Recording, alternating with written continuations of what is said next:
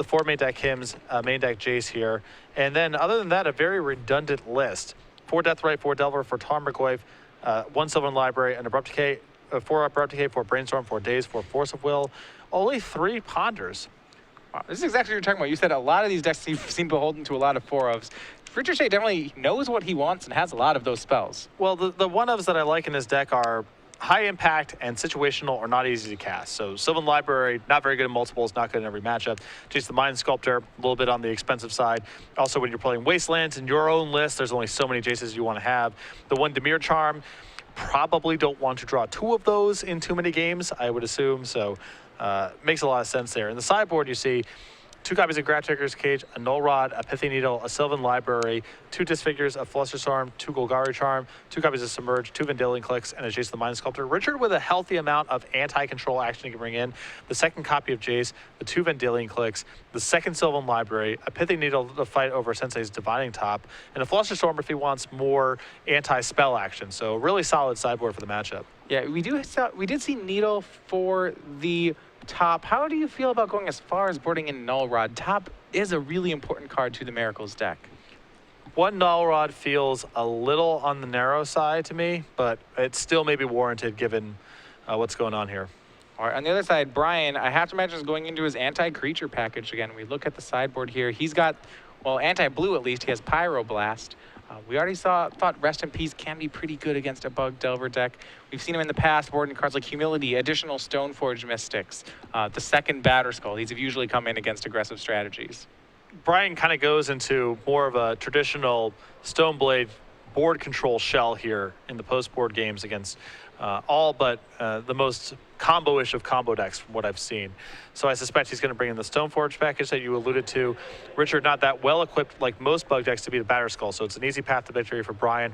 And then Humility, the Pyroblast, all that kind of stuff's going to come in as well. And we see here, Brian will be on the play again game 2. He was on the play game 1. It's not so important that Brian's on the play as much as that he takes Richard off the play in this matchup. Yes. That's the big thing.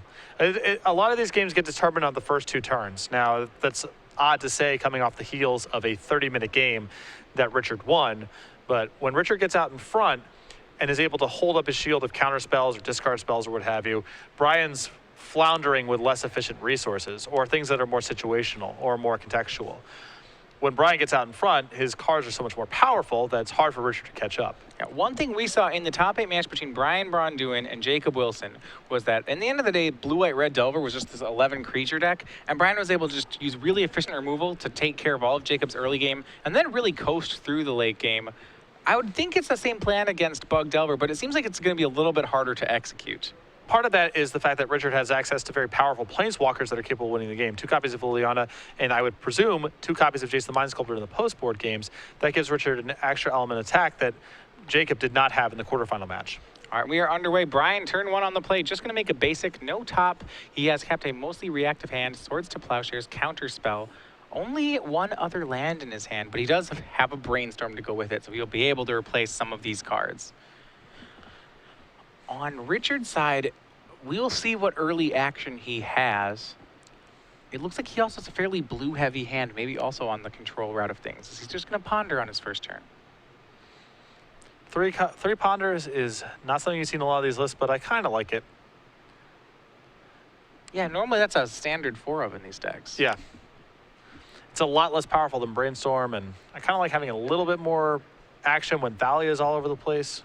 I would imagine as the matchup gets, as your deck gets slower, as like matchups get slower, you know, your deck has Lilianas, Jaces. Like Ponders to me seem like they'd be in the deck to help power up your Delvers and your fast starts. As you care less about Delvers and care more about the late game, Ponders probably starts to lose some of its value. Yeah, that makes sense to me.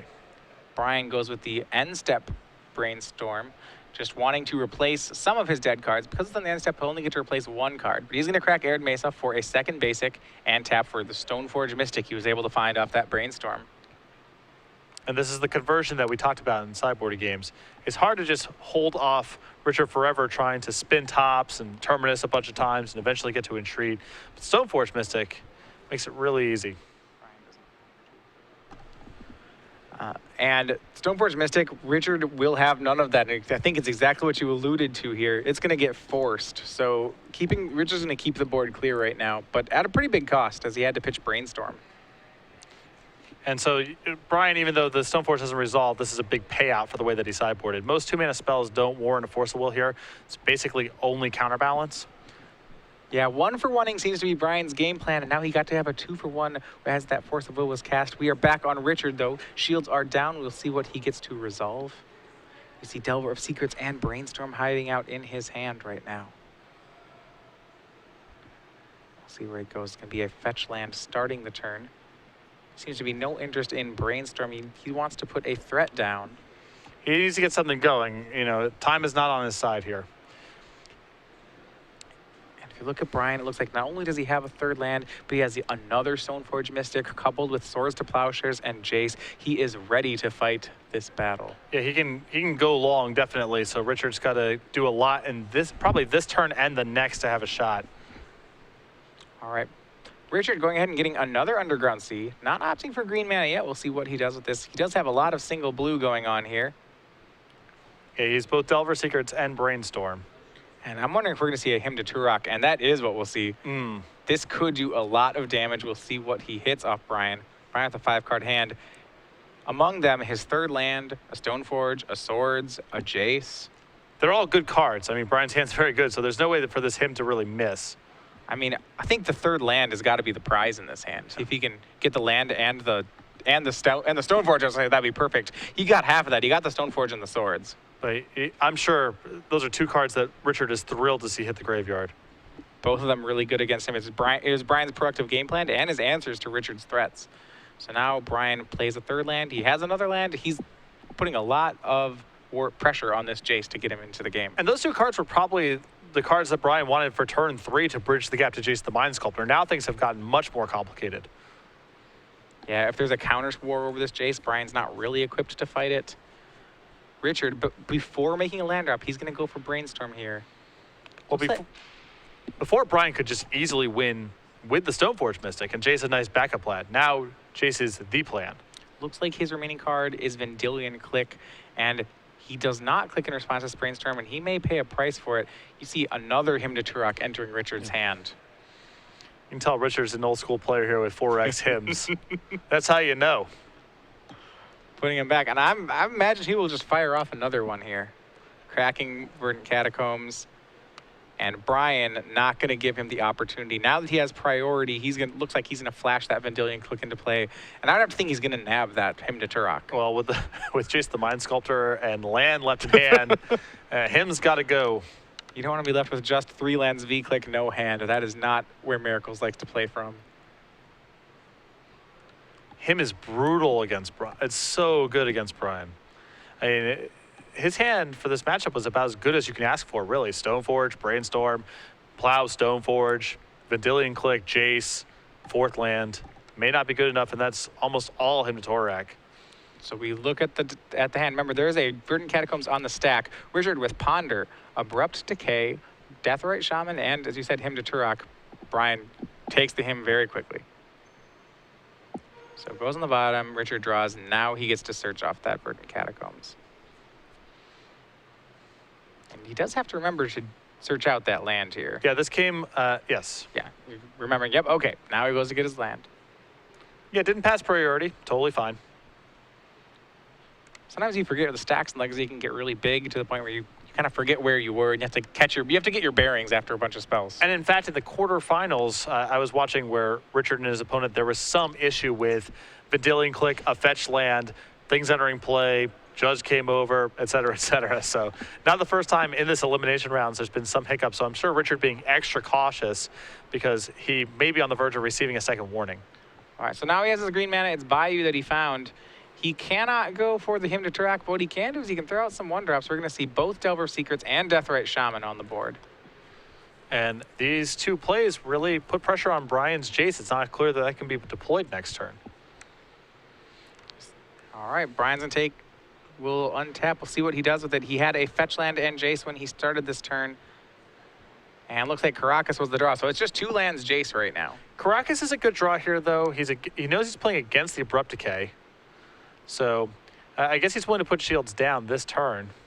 Yeah, the way he can save the Jace, and that's exactly it. He knows Abrupt Decay will hit the V-Click. He goes ahead and unsummons the Delver of Secrets. He does not want it to flip and be able to kill his Jace. Jace may have to go down to 1 this turn if Deathrite wants to hit it, but as far as he knows, Jace will stay alive. He'll get at least 1 Brainstorm. That's the floor, so. And we go back to Richard. He still has that Ponder and Delver, which we know about. Got to add a card to the mix here. And Abrupt Decay. So he has answers, but nothing for the Jace yet. If he's on the fence about Abrupt Decay before, he has to in the face of this Caracas. Yeah, if he lets that get to that combo be assembled by Brian, it's going to be a lot harder to take down the Jace later on. So you see Abrupt Decay on the Vendilion Click. Deathrite Shaman in play. Maybe going to go after the Mind Sculptor, putting him down to 1. We'll see what he picks there. He also may be used as a land if Richard just wants to throw out some more spells. It's a big risk not knocking this down to 1. I mean, you knock Jace down to 1. You have 2 creatures in play. You'll probably be able to kill it next turn. You get fancy here, and Jace might run away with the game. Yeah, and he does exactly that. Didn't want to spend the time pondering. He puts Jace down to 1 with Deathrite Shaman, plays Delver. You're right, 2 creatures which are both lethal to Jace, and that's going to force Brian to brainstorm for an answer. Jace is so good. Just yeah, it's not shabby. Draws into his Swords to Plowshares. Well, I'll take care of one of them. I don't know if he has a way for the second creature to get rid of the second creature. So the Mind Sculptor may be going down here. He's going to keep Swords, Fetch Land, and Counterspell. Yeah, it was what a disappointing Jace. It was only unsummoned, brainstorm, contorted Richard's play. It only turned your land into a Counterspell and a Swords to Plowshares and gave you a reset. Yeah. And that's a disappointing Jace. Yeah, that's a low impact Jace. Because it's going to die. I mean, he can't do it again next turn. Because it doesn't just win the game outright. So the Delver Seekers flipped off Force of Will. Brian actually let Richard draw the Force of Will. Not too worried about it because he does have Counterspell right now. Both creatures sent to Jace, playing around their removal spell. Brian, no need to Swords now. He's not going to save the card. He's going to wait to do that maybe on end step. And Richard will go for a Ponder. Maybe a better target will present itself.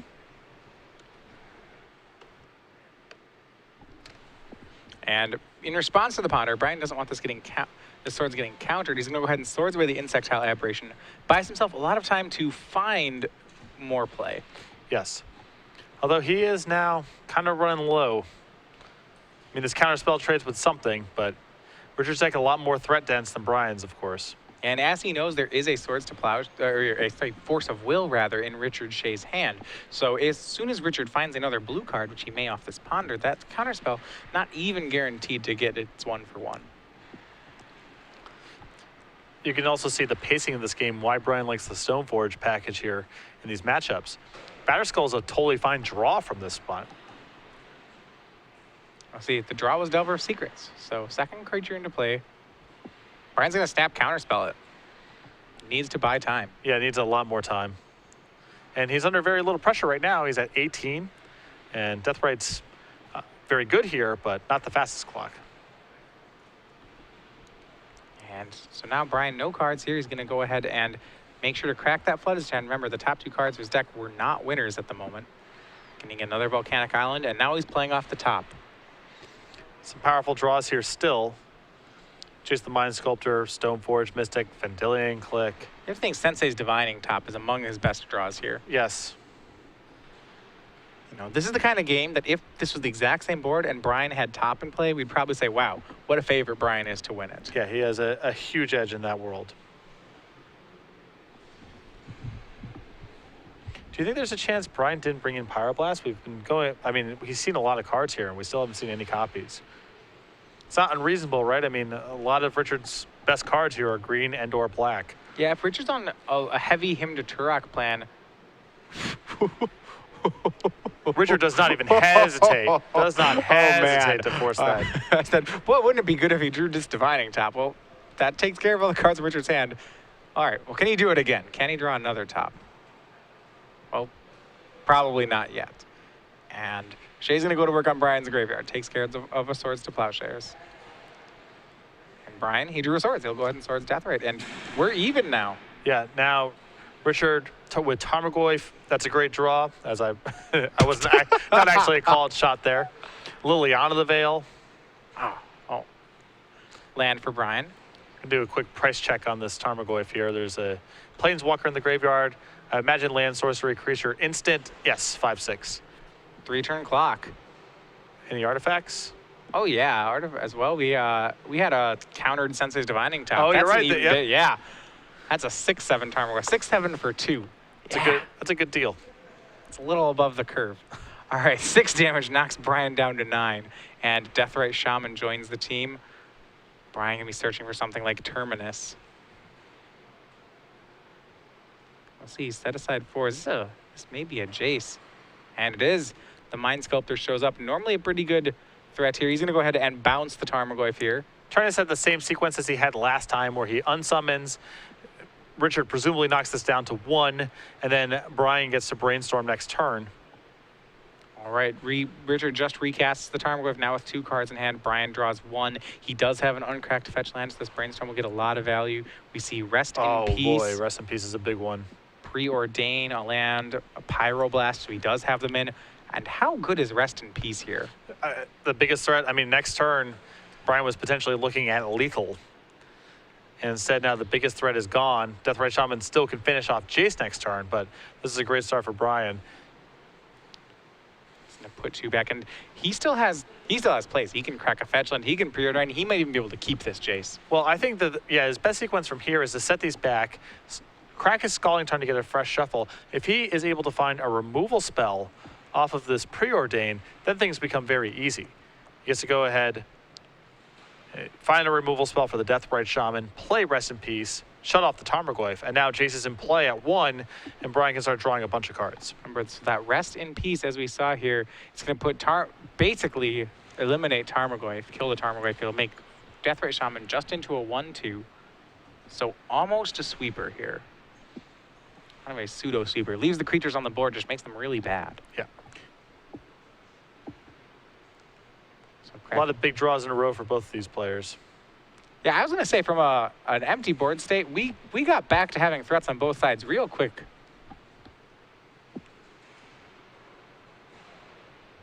All right, and new deck. We will see what he can preordain into. That's going to be the play for Brian. He sees a fetch land. It's another land. Those are both going to the bottom. Does he draw removal? Can he save the Mind Sculptor? And I think it maybe Stoneforge Mystic is the draw. Oh, and that's just wow. Maybe. We'll see. Rest in Peace is the first play here. This may be the bait spell, if he does have a Stoneforge. It's going to resolve. So Tarmogoyf now is 0/1, and yes, here's the real prize, Stoneforge Mystic. And even just a 1/2 is an awesome draw for Brian here for protecting Jason. Stoneforge, quite a bit more than a 1/2. So how good is Jace the Mind Sculptor? Look at that sequence of plays that Brian, on an empty board, facing down Deathrite Shaman and Tarmogoyf, just plays Jace, and off that is able to do everything, basically take over the game. And this is only a medium quality Jace. Right. This could have even been better, you know? You know, and that's really kind of what says it. Like 4-mana sorcery spells, the bar for being able to play a 4-mana sorcery speed card in Legacy is really high, that like Jace is one of the only cards that can get over that bump. Yeah. The competition is stiff. I'm trying to think of there are hardly any 4-mana sorceries outside of Jace that see too much play. You can count Tendrils, but that's not really fair. Yeah, Tendrils is kind of a different thing. Sneak Attack. They all kill people, yes, basically. They all say, it's just the other ones that are 4-mana sorceries say win the game on them in their deck, and you could make an argument like Jace isn't too far from that. Right. Delver of Secrets was a play for Richard Shay, so it's a creature with power. It may be able to take down Jace. However, the damage has been done here. Stoneforge Mystic found Batterskull. Brian just figuring out how to tap here. And he has another Stoneforge. That was his draw for the turn. He's going to go ahead and find another Batterskull. Remember, he has 2 of them after sideboarding. This is a defining element of the way that Brian has built this deck and sideboard, and it is coming to bear right now. Most of the time, that one Batterskull is gone, and that's something you don't have to worry about for the rest of the game. And now Richard's up against it next turn. Yeah, and Richard with all his... I mean, he only plays 3 different creatures. He has them all in play. Rest in Peace, a really powerful weapon against Bug Delver. as it really turns off 2 of his creatures, leaving him with just Delver's secrets to win the game. It's not a primary part of his game plan. If it doesn't resolve, Brian's got other tools, but it makes life a lot easier in the games it does. All right, and you see there, Brian goes ahead and puts in that Germ token on his turn. Doesn't really... I would normally say if he didn't have the second Batter Skull, I'd say he's playing around a Vendilion Click. He has 2 of them, so not doing that as much. And we'll see that go to work real shortly here. Delver did not flip on Richard Shay's side. He does have him to Turok, so he's going to get the other Batter Skull from Brian. No, that Batter Skull got I mean, the second Stoneforge just deployed that. Oh, you're absolutely right. Okay. He gets a Spell Pierce out of Brian's hand. Much less impressive. Much less impressive. You're right. Wasteland takes care of Caracas. But Richard's out of cards, and Brian still has a 4/4 lifelink. And Jace. And, oh yeah, and Jace. And Jace. He's still there. You activate Jace for, I believe, the 4th time. And you see Jace is drawing him into all sorts of lock pieces. Counterbalance now in his hand. Richard with no cards. Brian ahead on the board. And he has reached that critical point in the game where he starts to put things away. He can start attacking now. He has a Vendilion Click here also, which can block the Delver Secrets in the event that it flips and further protect the Jace. All right, so Germ swings for 4. Richard's down to 15. He has 4 turns remaining before he has to start chump blocking here. Richard can prolong the game for a while, but it's questionable whether or not he can make any progress. There's too many things in play he has to answer now. You know, he probably can't function with Rest in Peace in play. The counterbalance is a long-term issue. Jace is a huge issue. The Batter Skull is a huge issue. Vendilion Click's a huge issue. And he only has 1 draw step a turn. So the math just doesn't quite work out.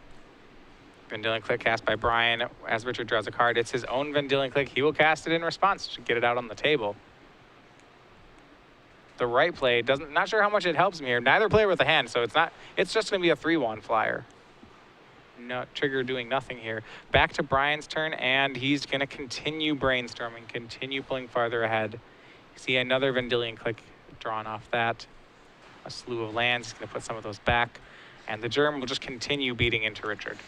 One could argue that Stoneforge for Batter Skull was excessive in Standard, since it's quite good in Legacy, and actually Batter Skull by itself is pretty good in Legacy. Yeah, that was one of the better Standard decks we've had. I remember... While we're on the topic of things... Of understatements. God. I remember that when we had Cobblade in Standard, I remember having the banning that Stoneforge Mystic and Jace the Mind Sculptor were banned from Standard, playing a Standard PTQ the next weekend, and Blue-White Squadron Hawks won. Yep. And I'm thinking, oh, okay, wait. Cobblade just lost the 2 best cards in his deck, and it still won the PTQ. Plus, its 2 best cards, which happen to be 2 cards that are Legacy-defining cards. Right. I mean, these cards are like top 10 in Legacy. I remember when they had Pro Tour Philadelphia, the first Modern Pro Tour, originally was going to be extended instead of Modern. And at the time, I remember testing for it, and people said the complaint was that there would be no deck other than this in that Pro Tour. This was the time, remember, extended Mental Misstep wasn't even banned. People were saying, this extended deck is better than Legacy decks at the time. Yeah. So Richard, with a second flyer here, finally able to get that Jace off the table. But that is only step 1 of many. Abrupt Decay revealed to the Delver. That's step 2. Then all he needs to do is a million other things, and he's right back in it. Yeah, he has to Abrupt Decay the Counterbalance, and find a way to get the Batter Skull off the board. That one's going to be harder. Yeah, no Crozan Grips in Richard's sideboard. That's the most obvious card that these decks go to try to fight this kind of board position. Yeah, otherwise what he has to do is he could try to kill all of Brian's creatures and then get it with a V-click when he bounces it. I mean, he's so many cards away from doing that, however. All right, so Abrupt Decay is going to hit Rest in Peace, actually, instead. And I like that. I would like that if Brian weren't gaining a ton of life. But, so Goy slowly growing again. He's back up to 1-2. He said a lot of pieces have to come off the board here. Yeah. I mean, Richard is close to dying, in fact. he is making a game of it. He is doing what he can, but Brian's just too far ahead on resources. Yeah. Brian down to 17. Richard swung with Vendilion Click. Brian goes ahead and takes it, plays a Vendilion Click of his own, sees the card in Richard's hand, and I believe he could just move Batterskull over and win the game here. Yep. Looks like the play he's going to make. 5, throws it over to the flyer. That should swing across in the sky for exactly 7, and we are on to game 3. And like I said, it felt a lot about what happened in the first 2 turns of the game. We're going to kind of define it. Richard did not get off to a particularly explosive start. Now, there was a lot of top decks back and forth in that mid-game, but Richard was not able to get off to the jump that he needed. Yeah, I was actually going to say, it felt like a comeback to me. There was this point where Richard him to Turok'd Brian earlier on, and I thought we were going to see a 2-0 here. Brian was behind in the board. I remember he had no hand, was facing down a Tarmogoyf and a Deathrite Shaman, was able to top deck a Jace, and that Jace did work. Unsummoned the Tarmogoyf, went to 1, then brainstormed him into all the answers he needed. The problem is that the top of Brian's deck offers a lot of gas. I mean, you go down this list here, it's all power, Stoneforge Mystic, Terminus, Swords to Plowshares, Sensei's Divine Top, Counterbalance, Jace the Mind Sculptor. When he draws a spell in those spots, it's really hard for it to be something that doesn't dramatically impact the game. So Richard needs to start very aggressive here to prevent the game from getting to that spot. Richard has a couple tools of his own. If the game drags out, the 2 Lilianas he has in his deck, his own 2 copies of Jace the Mind Sculptor. But he's definitely outclassed on that front. Yeah, so it seems like going into the late game, he wants to make sure he's ahead by a reasonable amount. We saw there he was ahead modestly. He did have that Tarmogoyf going, but yeah, Brian can pull back into a lot of games unless Richard really can get him out of them. Right. Game 3, we'll see Richard on the play. He has not been on the play yet. He was remember, Brian's our overall #1 seed, so was on the play both games 1 and 2. I think even the difference between turn 1 land creature versus turn 1 land card drawing spell is enough to define a lot of these games when Richard's on the play. How often would you say then Richard can do that tempo game and just stop Brian from playing? A fair amount of the time. It's something he's pretty well suited to do. He has a lot of cheap creatures. He has ways to protect them.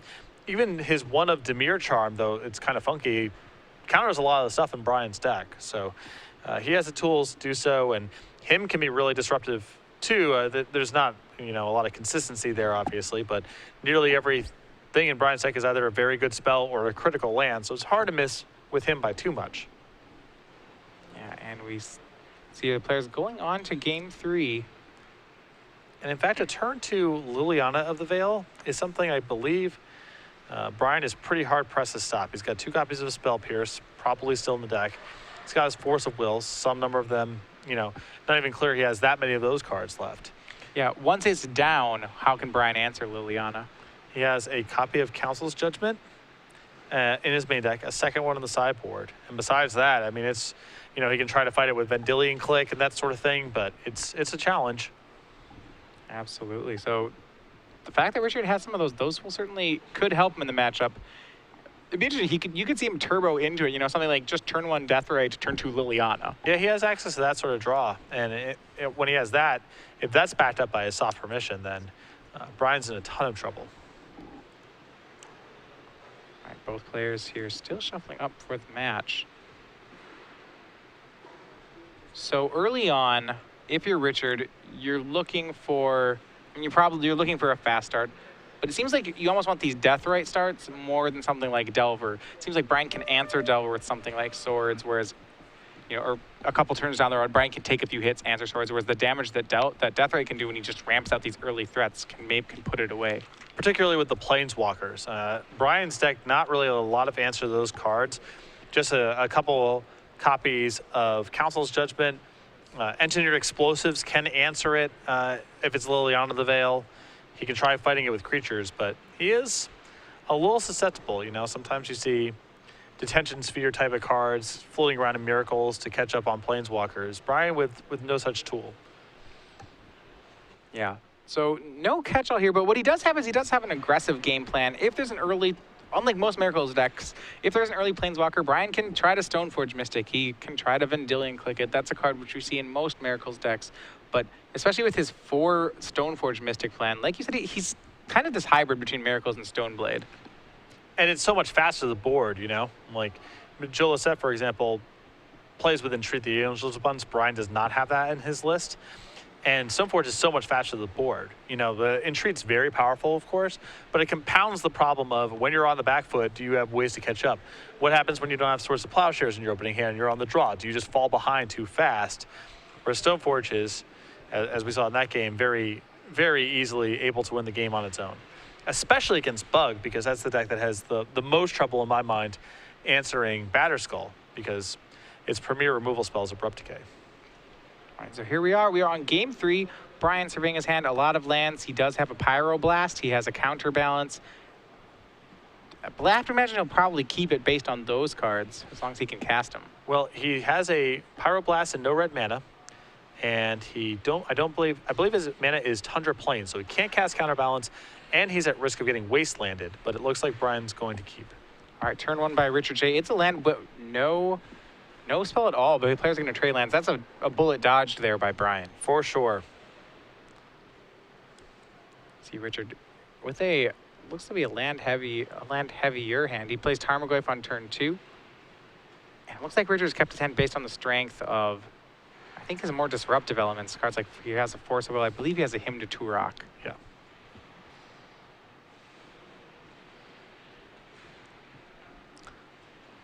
All right. Plains down for Brian. No other plays from him. You're right, he does not have the red mana for the Pyroblast. I don't even know if he has another land at the moment. We do see Council's Judgment in his hand, so he has a catch-all right now, but could be in a tough spot. His hand's a bit of a mess. I mean, he kept a 2-lander on the draw here. Doesn't look like there's any cantripping going on here. If Richard had one of his Wastelands, this could have been a really ugly game. As it stands, Brian still needs to draw something very good on the 3rd turn here to be able to keep up. And we'll see how much pressure Richard puts on him. Right now, actually, Brian's hand not, like, if Richard's on the plan of him to Turoking him, that's actually decent for Brian. His hand's not, that's not what's going to make him win or lose, as to whether or not when he draws the land, whether he has 6 cards or 4 cards. And Brian has a Spell Pierce, too. I think Brian will Spell Pierce it because what else is he going to Spell Pierce if it comes down to him? But I don't think he minds getting a hint here at all because he doesn't really have much in the way of good cards. And even better, Richard's going to go for Liliana of the Veil. That Spell Pierce will be really strong here. Does Richard want to fight over it? Oh, if he has Force of Will, I think he's going back at him. All right, Force of Will pitching days for Richard. We'll see if it does work. It's going to counter the Spell Pierce. Does Liliana resolve? Can Brian force back? The answer is an emphatic no. Liliana is on the board.